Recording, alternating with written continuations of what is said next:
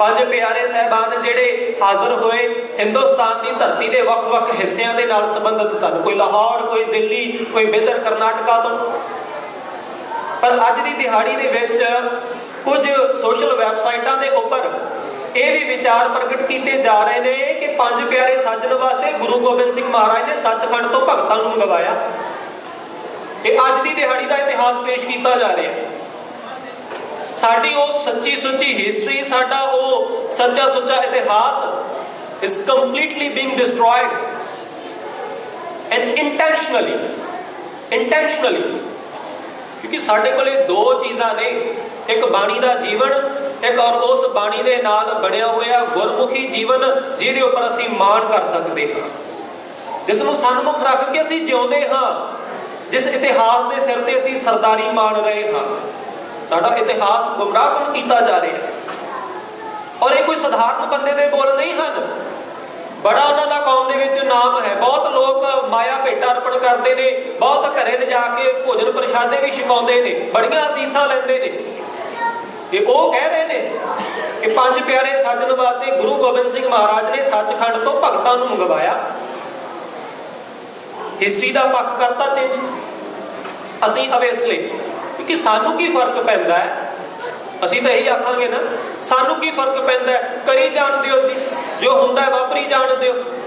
पर नहीं, दुनिया दे विच किते भी कोई घटना वापरदी है, साडा उहदे नाल डायरैक्टली जां इनडायरैक्टली कोई भी संबंध ना होवे तां भी सानू फर्क पैंदा है, तां भी सानू फर्क पैंदा है।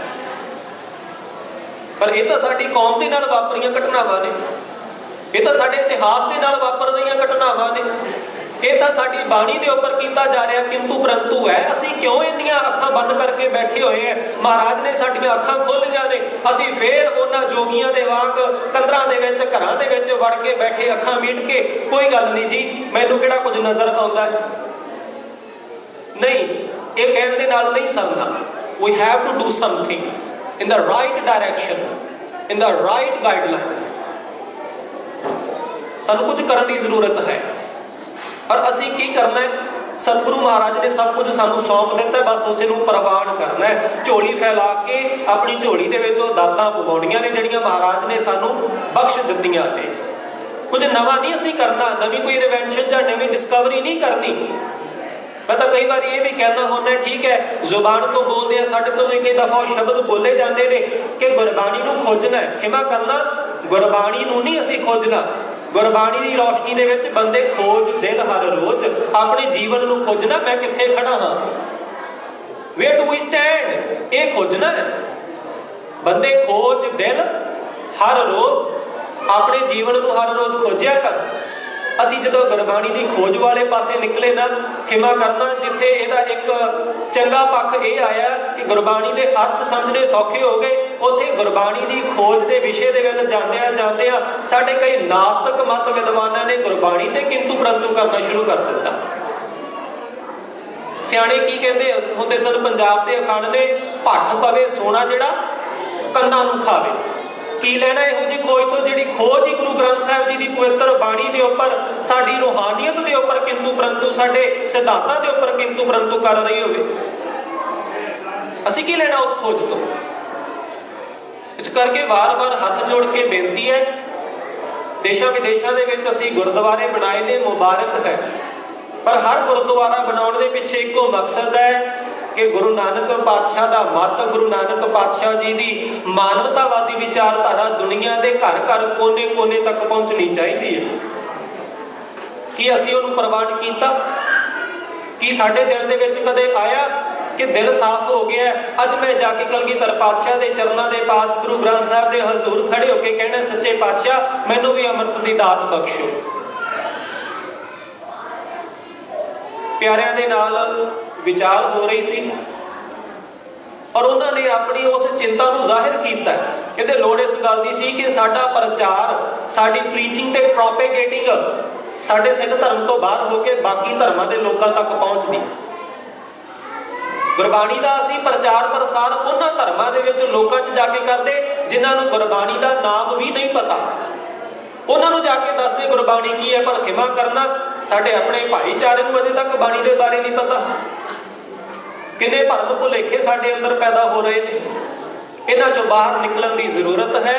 गुरबाणी दे लड़ लगिए, गुरबाणी चरनां दे नाल जुड़ के सतगुरु जी दीयां दसियां मर्यादा और रहतां नूं असीं अपने जीवन दे विच कमाईए और ये जिहड़ा कोड ऑफ कंडक्ट है इहनूं असीं कोई बंधन ना समझिए।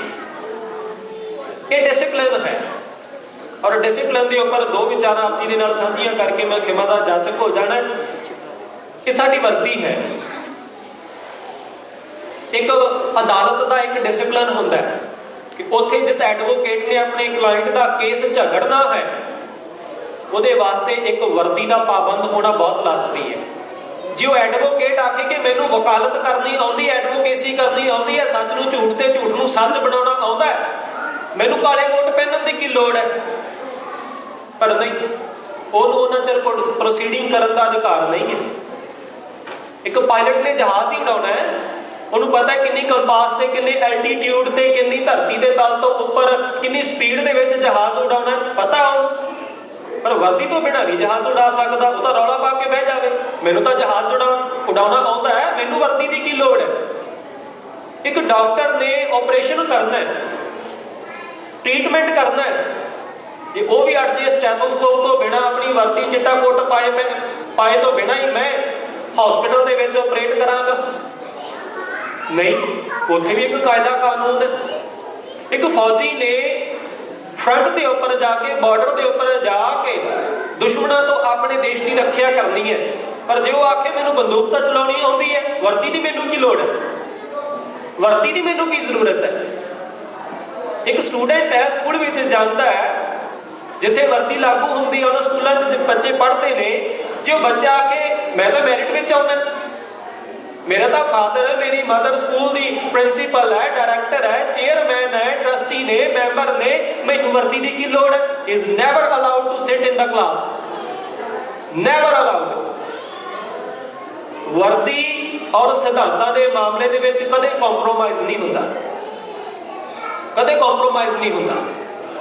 कि ट्रैफिक पुलिस वाले ने मॉब नूं कंट्रोल करना है, उन्हें लाइटां का इशारा देना है, जे वो आखे कि मैनू काबू करना आता है जनता नूं, किवें काबू करनी है जनता, किवें इन्हां नूं इशारा देना है, किवें एक नूं लगाउणा है, दूजे नूं रोकना है, वर्दी दी नहीं मैनू जरूरत हैगी, उन्होंने भी जरूरत है। असीं कहिए कि सानू बाणी पढ़नी आ गई, असीं कहिए सानू सहज पाठ की मर्यादा निभाउणी आ गई, असीं कहिए सानू गुरुद्वारे आके मत्था टेकना आ गया, मुबारक है, पर जे ये आखिए कि हुण सानू वर्दी अमृत की लोड़ नहीं, खिमा करना, फिर असीं अधूरे हैं।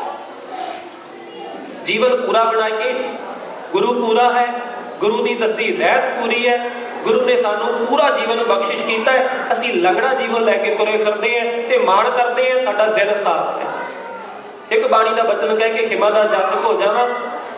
भट्ट साहिबान गुरु रामदास महाराज के चरणों के पास की कहते हैं, कदे असीं भी वो बोल वरतीए, कबीलदारियां दे झमेलियां दे विच फसे हुए, हंकार दे नाल दिल मैले साडे होए, तो फिर असीं दावा करते हैं दिल साफ है, नहीं, सानू तो एक कबूल करने की लोड़ है, हम अवगुण भरे एक गुण नाही, अमृत छाड़ बिखै बिख खाई, माया मोह भरम पै भूले, सुत दारा स्यों प्रीत लगाई, एक उत्तम पंथ सुनियो गुर संगत, तेहे मिलंत जम त्रास मिटाई, एक अरदास पाठ कीरत की गुर रामदास राखो शरदाई।